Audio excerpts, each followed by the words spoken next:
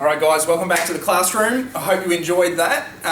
If you want to see a little bit of larger explosion, you can jump onto the PowerPoint and there's some pretty cool stuff there. But you can see why I used sodium as a bit of a kickstarter. You know, start to think science is active, it's a pursuit of knowledge, and that's a pretty cool little one to start with. Why do when I take a lump of this thing called sodium and throw it into water, which, you know, we can drink, right? It's water, it doesn't seem like it's super reactive or unstable. We can drink it, we can wash in it, you know, we're about 60 or 70% by mass water in our bodies.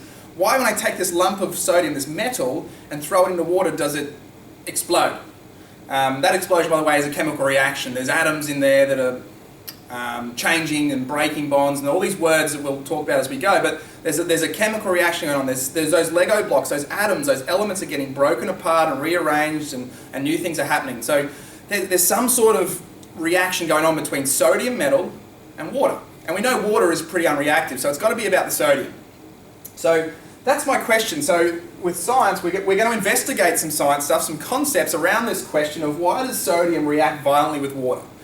Right, so that's our question. Now, as a scientist, we've got to think, like, I've got to be inquisitive here and go, okay, well, how can I refine that question? How do I work out why sodium does what it does? It's pretty hard because sodium is made up of these things called atoms, which you might have heard of, and they're really, really small, and we don't know much about them. We can't see them.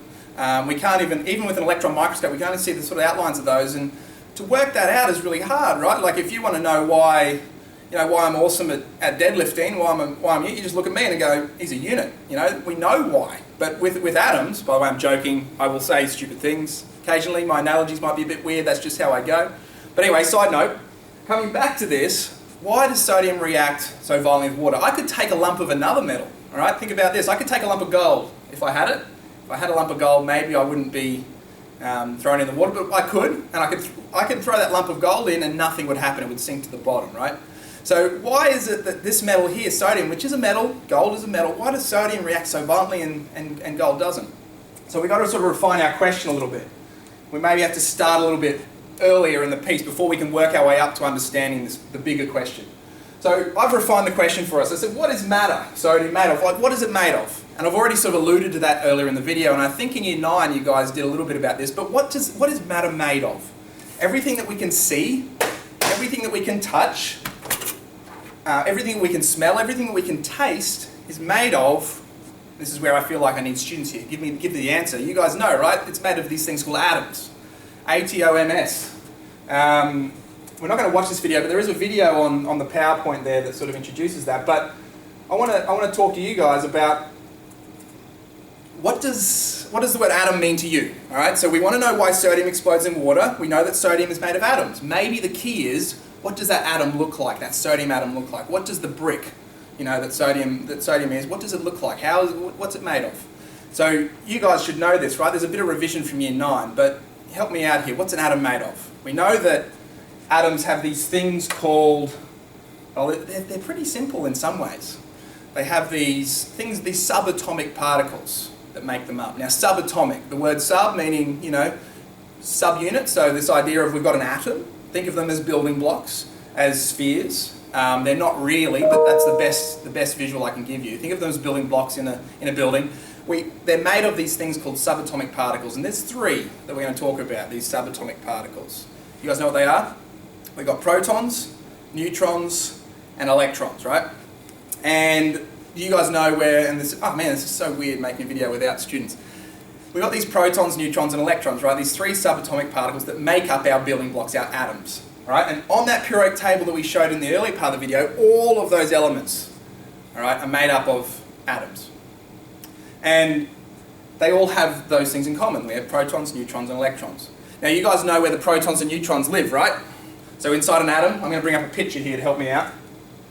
Inside an atom, I'm going to jump over this side. This is a really rough, simplistic, but good enough diagram of an atom, right? Here's our subatomic particles, the particles that are smaller than an atom, that fit inside an atom. We've got our protons, and you can see that they have a positive charge, right? Positive proton, proton positive. So we've got these protons, we've got these green ones. They're not green in real life, but there they are. They're called neutrons, they're neutrally charged. The cool thing about protons and neutrons is that they're about the same mass, all right? So you think of them as the same size, same mass, and they all live together inside this thing called the nucleus. I think this is revision from year 9, so we won't spend too much time on it, but there is a nucleus in the centre where the protons and the neutrons live, in every single atom of every single piece of equipment or anything that we can see or touch, right? So this book is made up of atoms, all right? Probably a lot of carbon in this because it's paper, all right? Paper, trees, carbon, bit of oxygen, bit of hydrogen, and every single one of these atoms inside here have protons and neutrons inside a nucleus. Then we've got our last subatomic particle. Those guys are the electrons, right?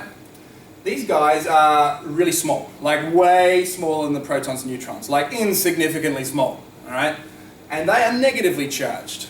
So we've got protons which are positive, and we've got electrons which are negative, all right? And if you have the same number of protons and electrons in an atom, then they cancel each other out, positive cancels out negative, and we have a neutral atom. And that's what a lot of atoms are, they're neutral. And so that's our basic atom, all right? So we've got a nucleus, we've got our protons and our neutrons in the middle, and we've got our electrons around the outside. Fun little fact, that nucleus, this is not to scale, this diagram. This diagram is way out of kilt, all right? That nucleus there is huge compared to what it really is.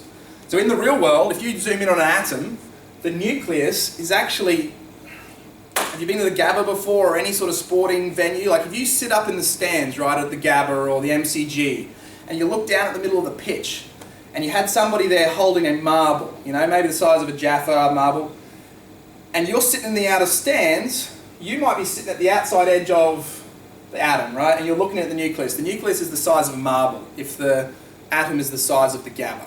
So the nucleus is absolutely tiny compared to the size of the atom, which is really cool because also the nucleus contains pretty much the whole mass of the atom inside that nucleus. So it's crazy, right? It's really, really, really, really dense.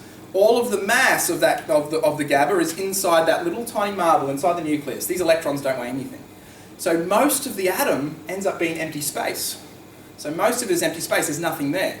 There's a little nucleus in the middle which has all of the mass of the atom pretty much, and we've got electrons around the outside.